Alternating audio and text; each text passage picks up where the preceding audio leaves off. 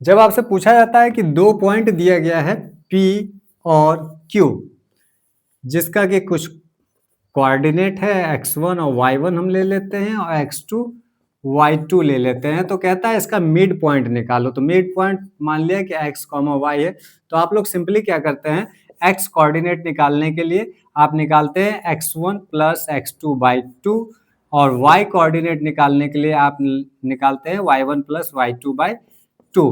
लेकिन ऐसा भी तो पूछा जा सकता है कि ये जो P और Q है इसके बीच में कहीं भी पॉइंट है, बिल्कुल मिडिल में नहीं, कहीं भी मान लिया कि पॉइंट है, ये पॉइंट खिसक के इधर आ गया, ठीक है, तो ये इसको 2:3 में डिवाइड करता है। उस कंडीशन में ये काम करेगा क्या? बिल्कुल नहीं करेगा। तो उस कंडीशन में काम क्या करेगा? उस कंडीशन में इस x की वैल्यू, x कोऑर्डिनेट निकालने के लिए आप ये जो रेशियो दिया गया है, एक को m मान लेंगे, एक को n मान लेंगे। अब ये जो मैं इक्वेशन बताने जा रहा हूँ रिलेशन, इसी से ये भी आया, आपको अभी पता चलेगा। तो x निकालने के लिए m x1 plus n x2 by m plus n हो जाता है।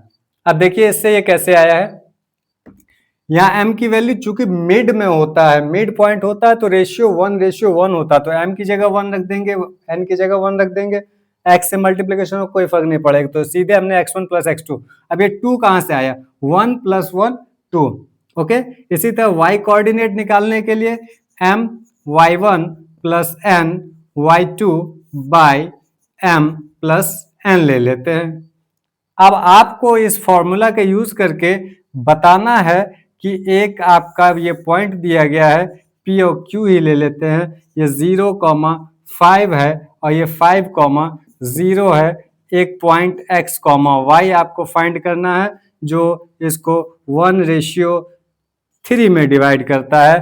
तो x और y कोऑर्डिनेट क्या होंगे?